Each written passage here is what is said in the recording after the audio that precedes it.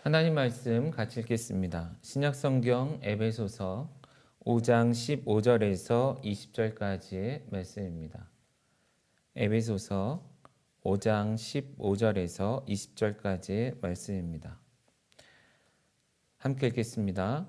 그런즉 너희가 어떻게 행할지를 자세히 주의하여 지혜 없는 자 같이 하지 말고 오직 지혜 있는 자 같이 하여 세월을 아끼라. 때가 악하니라.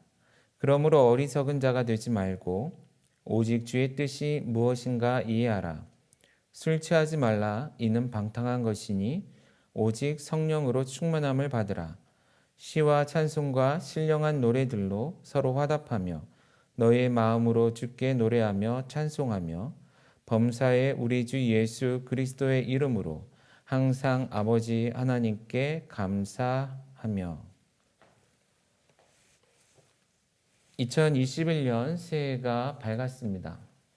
우리는 지난 한 해를 살아냈고 또 새로운 한 해를 하나님으로부터 선물로 받았습니다. 이틀 전에 있었던 송구 영신 예배, 그때 우리는 여호수아가 한 고백의 말씀을 함께 나눴었죠. 곧 여호수아서 24장 15절, 14절, 15절에 있는 말씀인데요. 너희가 섬길 자로 오늘 택하라. 오직 나와 내 집은 여호와를 섬기겠노라. 이 말씀을 함께 나누면서 하나님께서 우리에게 새로이 주신 2021년을 정말 다른 그 무엇이 아닌 하나님만을 섬기는 한 해 되게 하겠다는 다짐을 가지고 새해를 시작했습니다. 그러한 다짐이 식어지지 않은 가운데 우리가 이렇게 새롭게 또한 새해 첫 주일 예배 같이 드렸으면 좋겠고, 그런 다짐과 고백들이 식어지는 것이 아니라 오히려 시간이 갈수록 마치 불 위에 기름을 붓고 또 기름을 붓듯이 계속해서 더 성장하고 뜨겁게 고백되어질 수 있는 새해 되어지기를 간절히 바라봅니다. 그런데 우리가 그런 다짐만 하고 끝나서는 사실은 큰 변화를 찾아보기는 어려울 겁니다. 그렇기 때문에 지금부터 우리가 해야 되는 고민, 우리가 해야 되는 생각 중요할 텐데요. 그렇다면 어떻게 우리가 다른 무엇이 아닌, 다른 신이 아닌 오직 여호와 하나님만을 섬기며 살아갈 수 있을까? 그리고 그런 다짐에 맞는 우리의 삶의 모습을 만들어갈 수 있을까? 이런 고민이 있어야 될 터인데, 오늘 우리가 읽은 말씀 에베소서 5장 15절에서 20절까지 있는 말씀을 통해서 우리가 방금 말씀드렸던 이런 주제에 대한 고민을 또한 생각들을 해보는 그런 아침, 그런 예배 되어지기를 간절히 바라봅니다. 먼저 바울 사도는 15절에 그런즉 너희가 어떻게 행할지를 자세히 주의하여 지혜 없는 자 같이 하지 말고 오직 지혜 있는 자 같이 하여라고 말하고 있습니다. 앞에서도 말씀드렸지만 시기에 맞는, 꼭 맞는 시기에 필요한 고민을 하는 것은 굉장히 중요하죠. 우리 역시도 이렇게 2021년을 시작하면서 이 첫 시간들에 어떤 고민을 하느냐 굉장히 중요할 것입니다. 다른 말로 우리가 이 시점에 해야 되는 중요한 고민이 있을 텐데요.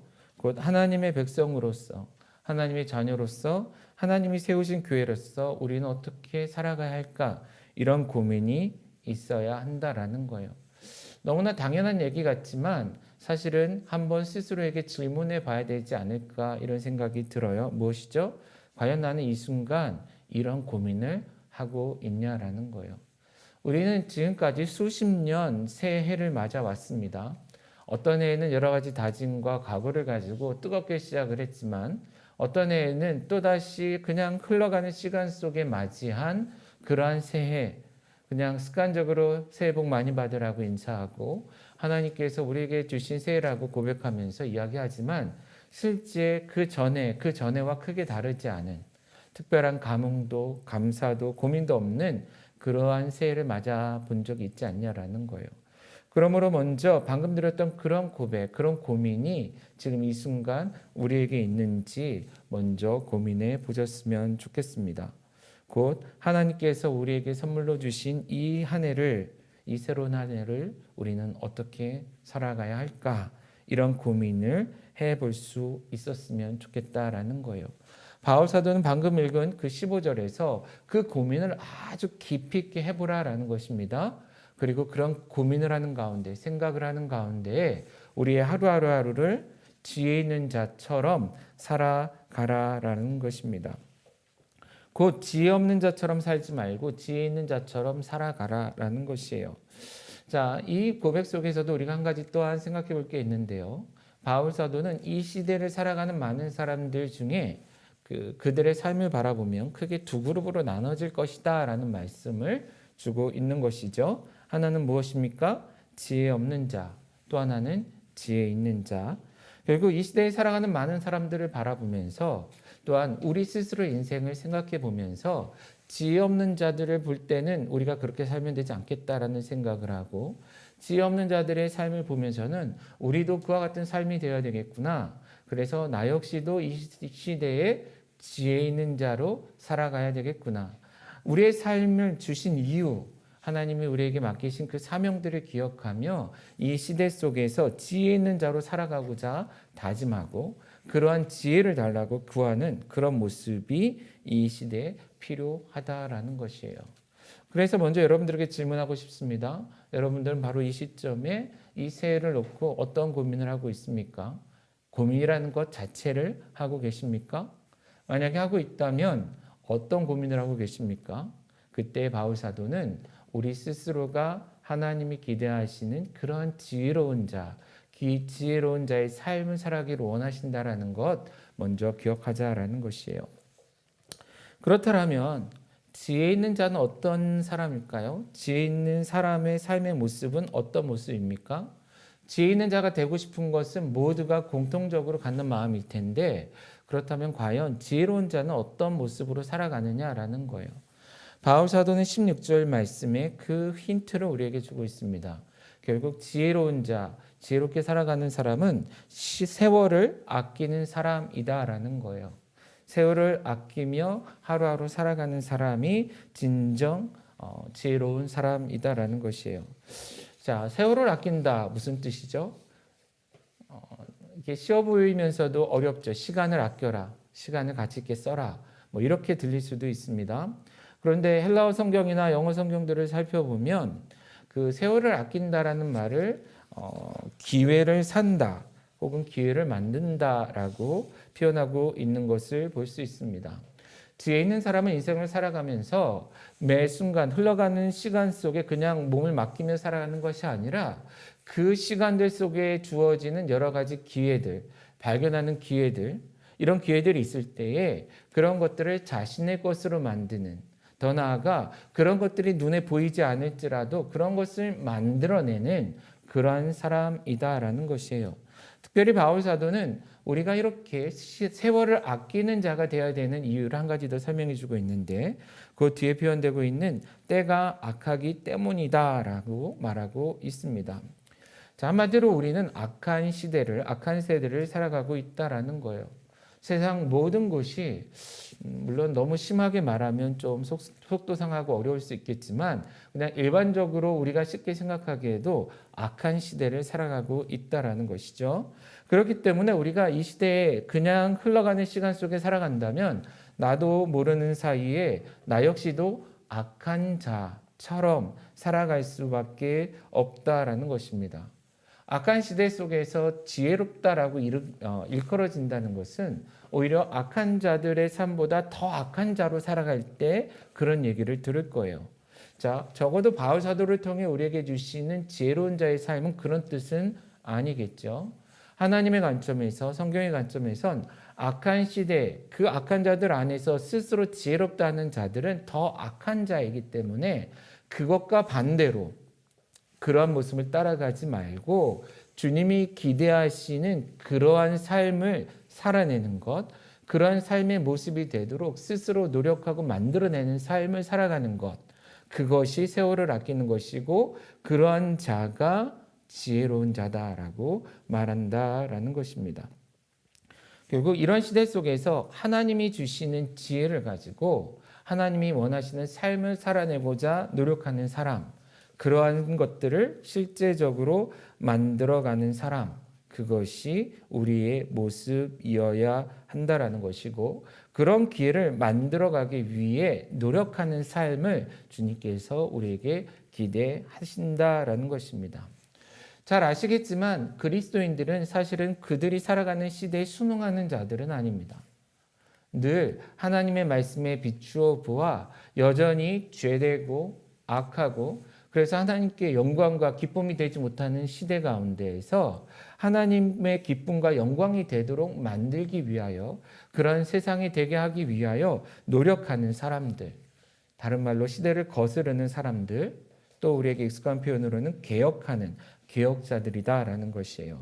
그러므로 이러한 야성을 가지고 그리스도인의 또한 그리스도인다운 야성을 가지고 이 시대 속에서 악한 세대 가운데서 세월을 아끼며 하나님이 기뻐하시는 삶, 그런 사역을 만들어가는 그런 모습이 주님이 기대하시는 지혜로운 자의 삶의 모습이며 또한 우리에게 기대되어지는 그러한 모습이다라는 것이에요.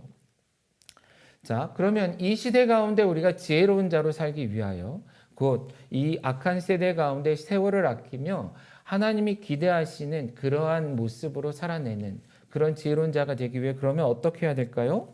바울 사도는 그 뒤의 말씀을 통해서 이런 지혜로운 자가 되기 위해 꼭 필요한 것이 있다는 것을 또한 말씀해 주고 있죠. 17절 말씀입니다. 그 말씀 보시면 그러므로 어리석은 자가 되지 말고 오직 주의 뜻이 무엇인지 이해하라라는 것이에요. 자, 악한 세대 가운데 기회를 만들어 살아가는 것.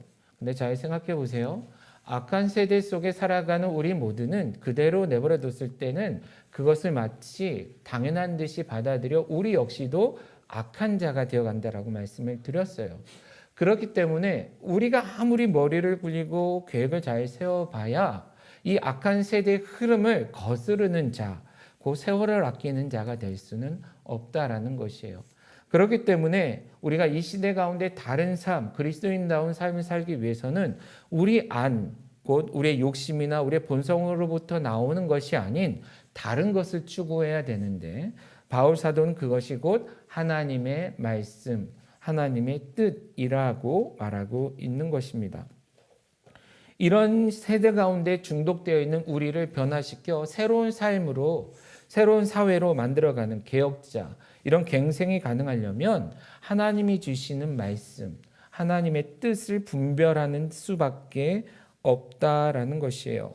바로 이것을 이해하고 이것을 찾아가고 이것을 이뤄내는 삶이 지혜로운 자다라는 것입니다. 그렇기 때문에 우리 건강한 교회 2021년을 시작하면서 하나님의 말씀을 가까이 하는 삶에 대한 강조를 할 수밖에 없는 것이죠. 작년 가을에 우리는 바이블 타임이라는 어떤 성경 읽기 사역을 같이 시작했습니다. 물론 중간에 흐지부지 된 사람들도 있고 놓친 사람들도 있겠지만 다시 한번 부탁드리는 것은 새해 새로운 마음을 가지고 새롭게 시작했으면 좋겠다라는 것이에요. 개인적으로 말씀을 많이 읽으셨으면 좋겠습니다. 얼마큼 많이 읽어야 되느냐? 되게 이제 단순한 질문이에요. 그런 거 이제 하지 마셨으면 좋겠어요.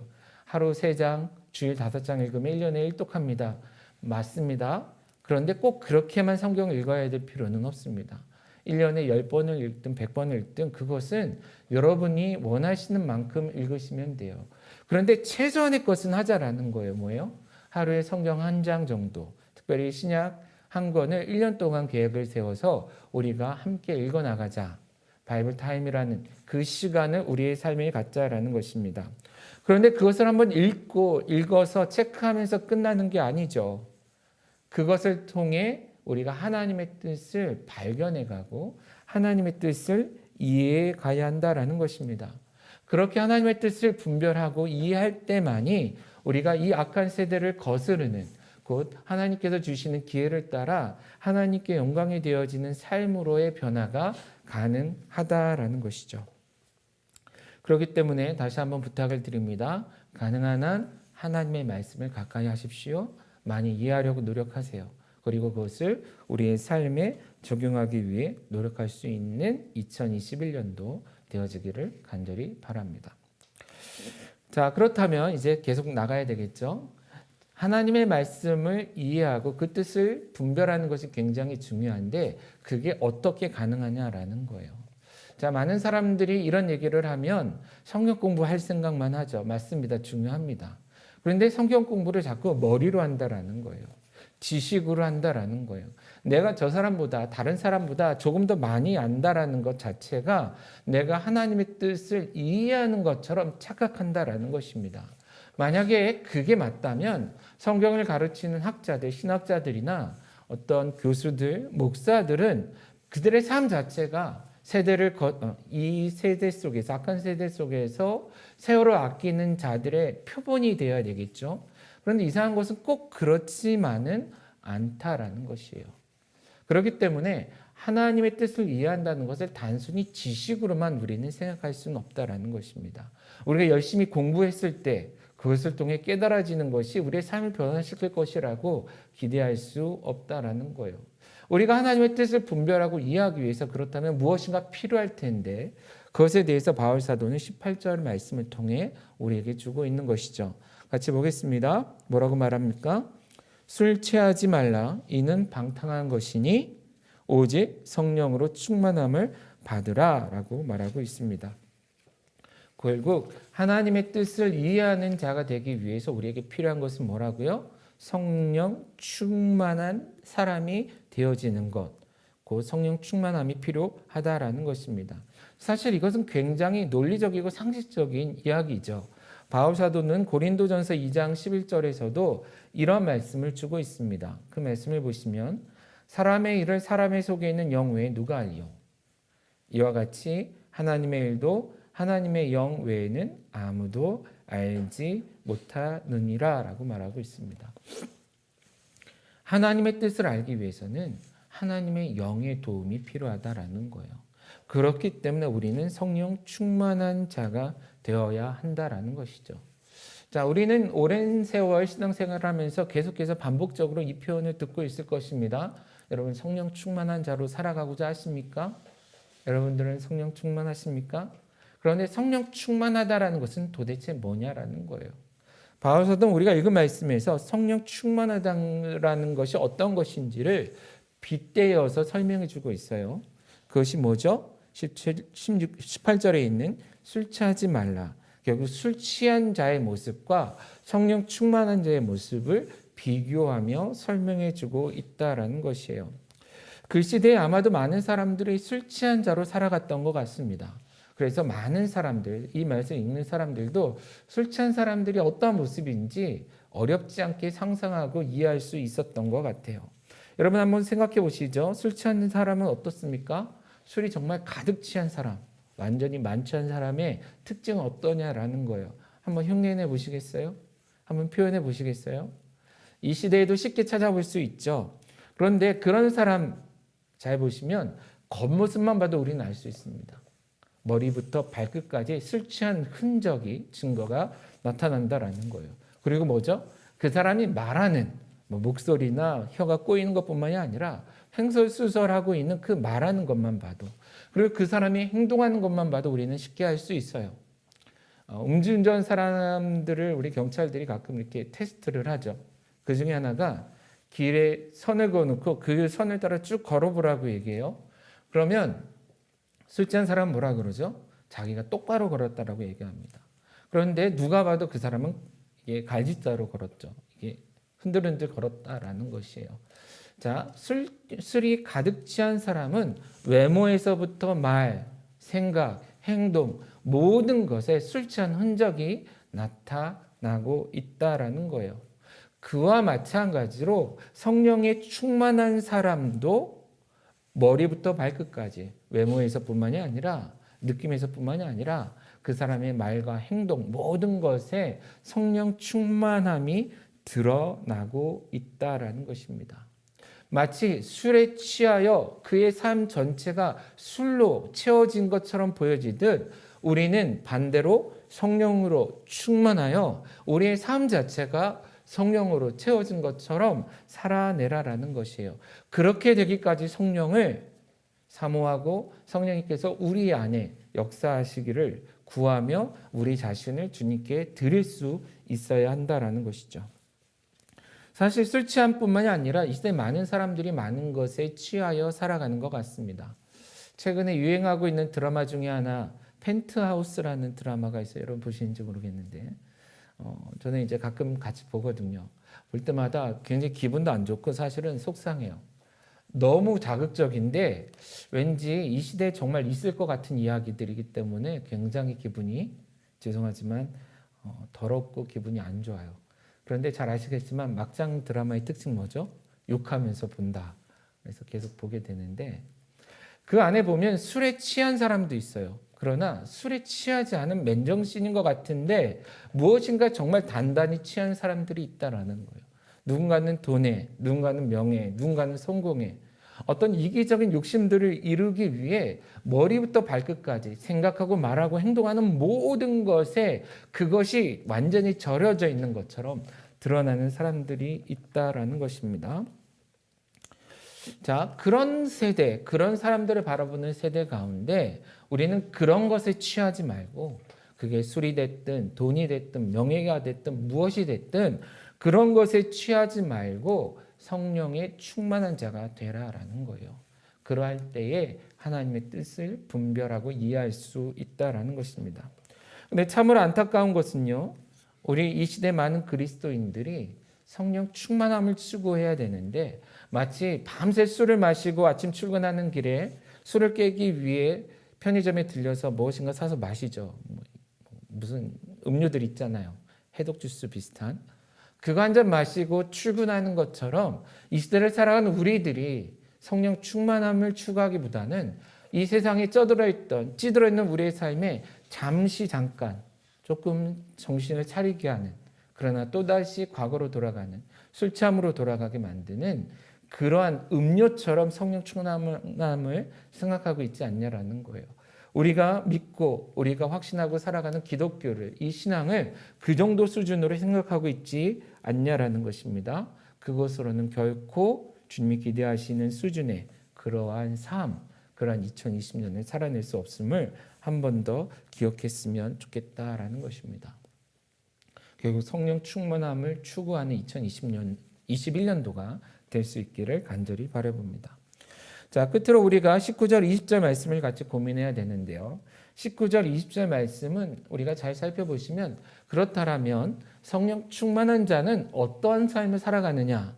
다시 어떠한 것들이 우리의 삶에 많이 드러날 때 더욱더 깊은 더 풍성한 성령 충만함을 경험할 수 있는지에 대해서 또한 보여주고 있습니다. 먼저 19절 말씀해 보시면 시와 찬송과 신령한 노래들로 서로 화답하며 라고 말하고 있습니다. 자, 성령 충만함을 추구하죠. 우리는 성령 충만한 자로 하늘을 살아가야 되는데 그렇다면 그런 삶이란 어떤 것이냐라는 거예요. 그리고 어떠한 삶을 살아갈 때 우리는 계속해서 성령 충만함을 유지하며 살아갈 수 있느냐라는 것입니다. 자, 우리가 읽은 말씀에서는 시와 찬송과 신령한 노래로 서로 화답하라라고 말합니다. 자, 여기서 시는 시편에 사용하는 그 시를 얘기하는 거죠. 그리고 찬송, 그럼 노래고요. 또 신령한 노래는 영적인 고백들일 것입니다. 우리가 시편을 생각하면 다윗을 떠올리죠. 다윗은 그 인생 자체가 하나님의 인도하심과 함께하심을 경험했던 삶이었고 그 매 순간순간 그가 그 고백들을 주님 안에서 주님 앞에서 고백했던 것을 우리가 잘 알고 있습니다. 그 중에 일부가 시편으로 우리에게 주어져 있고 그 중에 일부가 노래로 우리에게 불려지고 있는 것이죠. 그런데 이렇게 다윗이 시편으로 고백했듯 우리 역시도 그러한 고백을 하며 살아가라라는 거예요. 자, 다윗은 늘 노래만 하고 기타만 치고 피아노만 치고 다니는 사람은 아니었죠. 그는 때로는 목숨의 위협을 느끼며 쫓기는 삶이었고 또한 그런 상황들 속에서 적에게 둘러싸인 상태에서 낙심하고 좌절할 수밖에 없는 그런 상황 속에서도 놓여 있었습니다. 그러나 그 순간조차도 여호와 하나님을 믿는 믿음으로 성령 충만하여 그가 그 마음을 그 믿음을 하나님 앞에 고백했다라는 거예요. 그 상황을 극복하며 뛰어넘는 믿음의 고백을 해왔다라는 것이죠. 그것이 바로 바울이 얘기하고 있는 시인 것입니다. 우리도 우리의 삶에 수없이 많은 문제들과 상황들을 만나게 됩니다. 그러나 그 상황 속에서 다윗 안에 풍성했던 충만했던 성령님이 그의 입술로 그의 영혼으로 노래하게 했듯이 우리도 우리의 삶의 현장에서 그런 고백을 하라라는 것이에요. 이 세상에 누군가가 나를 핍박하고 짓누를지라도 그 가운데서 성령님이 주시는 그 마음을 가지고 고백하는 삶을 살아내라라는 것이에요. 그런 삶이 될 때 우리는 성령 충만한 삶이 될 수 있다라는 것입니다. 즐겨 부르는 노래, 기독교 노래를 많이 듣고 입에 따라 부르는 수준이 아니라 내게 경험하게 하시는, 내게 주시는 그것을 고백하는 삶을 살아내라라는 것입니다. 그런데 여기서 눈여겨봐야 되는 말씀은요, 서로 화답하라라는 표현입니다. 여러분, 우리가 이 서로 화답하라라는 표현을 잘못 이해하면 그냥 같이 모여서 찬양 집회하고 또 노래하고 기도하는 것만 생각하기 쉬워요. 사실 그것은 20절에 주어진 말씀이고요. 지금 여기서 서로 화답하라라는 것은 그런 한 사람 한 사람, 다시 다윗과 같은 삶을 경험하고 있는 한 사람 한 사람이 서로 대화하라라는 것이에요. 서로가 서로에게 고백하고 그것을 통해 서로의 믿음을 북돋아 주라라는 것입니다. 그렇기 때문에 이 서로 화답하라라는 표현이 자꾸 꼬이는데, 이 표현을 쓸 때에 all 혹은 together라는 용어를 쓰지 않고 one another라는 표현을 쓰고 있는 거예요. 한 사람과 또 다른 한 사람. 지금 저와 함께 예배드리는 네 사람이 있는데 우리가 한 사람 한 사람 서로 대화를 한다면 이것이 one another가 되는 것이죠. 내게 일어난 하나님의 역사, 그 사람의 삶에 일어나고 있는 하나님의 역사, 이것을 함께 주고받는 대화가 바로 19절에 우리에게 말씀해주고 있는 모습인 것이죠. 그렇기 때문에 2021년도 건강한 교회와 또한 여러분들의 삶에 이런 영적인 대화가 풍성해지기를 원합니다. 특별히 코로나19로 인하여서 흩어져 살아가는 이 시대, 그래서 어떤 공동체로 많은 숫자가 모이기 어려운 시대이죠. 그러나 반면에 이러한 상황이 한 사람 한 사람이 전화든 영상통화든 또 개별적으로 조심스럽게 만나서든 이런 영적인 대화, 여기서 얘기하고 있는 서로 화답하는 그러한 대화가 용이한, 쉬워진 시대가 아닐까 그런 생각이 든다라는 거예요. 이런 삶을 살아낼 수 있는 우리가 되었으면 좋겠습니다. 마지막으로 우리 20절 말씀, 19절에서 이어지는 20절 말씀인데요. 이 말씀에 보시면 성령 충만한 사람이 또 한 가지 하고 있는, 해야 하는 모습, 일이 있다라는 거예요. 그것이 뭐죠? 예수 그리스도의 이름으로 모든 일에 하나님께 감사하는 것. 근데 그것을 동일하게 노래하며 찬송함으로 하는 것을 이야기하고 있습니다. 곧 예배하는 삶이다라는 거예요. 여기서 예배하는 삶은 어떤 교회라는 공간에 모여서만 드리는 예배가 아니고요. 하나님 앞에 우리가 예수 그리스도 이름으로 나아가 하나님께서 우리의 삶에 이루어 주신 그 놀라운 것, 아까 얘기했죠. 그 서로 화답하는 그 대화가 가능하게 하신 하나님, 우리의 삶에 그 일을 이루신 그 하나님으로 인하여 하나님 앞에 나아가 하나님께 감사함으로 아뢰고 고백하며 찬양하고 노래하라라는 것입니다. 이러한 삶이 우리에게 필요하다라는 것이에요. 다시요. 교회에서 제공하는 예배라는 서비스, 워십 서비스, 그것도 서비스죠. 이것도 당연히 필요합니다. 우리가 예배자로 성장해 가고 더 풍성한 예배를 경험하기 위해 더 풍성한 찬양팀, 예배자, 더 깊이 있는 성경 연구와 말씀 나눔, 또 설교자의 능숙한 설교, 많은 것이 필요할 거예요. 그러나 그것을 여기서 얘기하는 것이 아니라 우리 한 사람 한 사람이 그런 자리에 나아가든 혹은 혼자 전화기를 앞에 놓고 영상을 틀어놓고 예배를 드리든 음성으로만 예배를 드리든 성경을 읽으며 예배를 드리든 아니면 지난 하루, 오늘 보낸 하루를 놓고 하나님께서 내게 하신 놀라운 일들을 고백하든 그 모든 것들을 가지고 하나님 앞에 나아가 예배하는 자가 되라라는 것이에요. 자, 재미있는 것은요, 코로나19로 인해서 2020년 많은 그리스도인들, 많은 교회 지도자들, 많은 교회가 이런 얘기를 했습니다. 참 예배 드리기 힘듭니다. 모순이다라는 거예요. 여기서 얘기하는 것은 교회에 모여 그 전에 드렸던 그런 예배를 드리기가 힘듭니다. 이거는 맞는 것이죠. 성도들을 교회로 모으기가 힘듭니다. 이건 맞는 것이에요. 그러나 하나님께 참으로 드리는 예배, 신령과 진정으로 드리는 예배가 더 힘들어졌습니다라고 얘기하는 것에는 모순이다라는 거예요. 왜 그렇죠? 오히려 코로나19로 인해 주어진 우리의 환경은 하루하루 더 많이 감사할 수밖에 없거든요. 잘 아시겠지만 2020년 한 해 동안 정말 21년을 당연하게 맞이할 거라고 생각했던 많은 사람들이 생을 마감했습니다. 그것에 대해 얘기하려는 것이 아니라 그럼에도 불구하고 우리에게 새로운 2021년을 주신 그 은혜를 우리는 경험하고 있다는 거예요. 그런 위협들 속에서 우리를 하루하루 지켜내고 또 그 다음 해를 계획하게 하신 그 하나님께 우리는 진정으로 예배할 수 있거든요. 성령 충만한 예배를 할 수 있음에도 불구하고 환경 탓만 했다라는 것이죠. 그러나 이제 2021년 새롭게 시작하면서 이런 핑계하지 말자라는 겁니다. 성령님께서 우리에게 주시는 그 은혜들을 우리의 삶에 경험하고 그 모든 것들, 우리 20절에서도 얘기하고 있는 것처럼 우리의 삶에 일어나는 많은 것들을 감사함으로 하나님께 고백하는 삶을 살아내라라는 것입니다. 말씀을 정리하려고 합니다. 종합하려고 해요. 하나님께서는 우리에게 21년을 죄송합니다. 자꾸 습관이 되네요. 하나님께서 우리에게 2021년을 또다시 선물로 주셨습니다. 그런데 우리는 이 선물을 주신 의미와 또한 그것을 통해 무엇을 이루고자 하시는지를 생각하지 않고 그냥 의미 없이 또 살아낼 수도 있는 위험이 있는 사람들이다라는 거예요.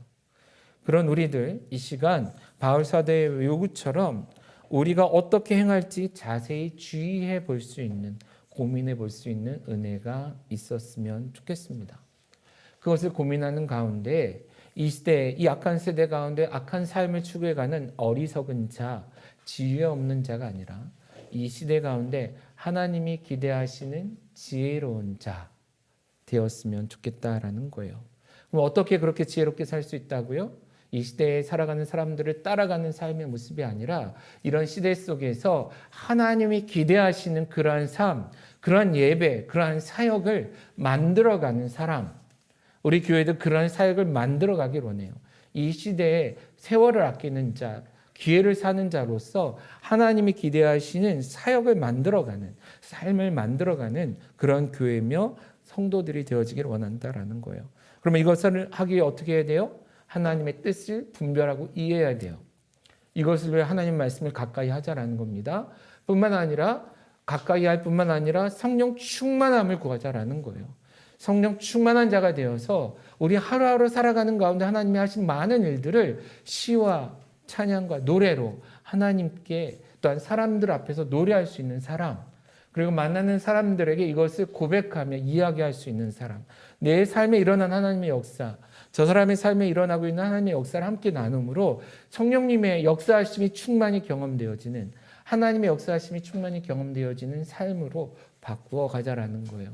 그리고 더 나아가 그런 감격을 가지고 하나님 앞에 나아가고 그런 감격을 가지고 함께 모여서 하나님 앞에 서서 함께 노래하며 말씀 나누며 기도하며 축복하며 나아가는 그러한 2021년도 되어지길 원하고 그런 한 해가 되기를 다짐하는 이 한 해의 첫 예배, 2021년도의 첫 예배가 되어지기를 주님의 이름으로 축원합니다.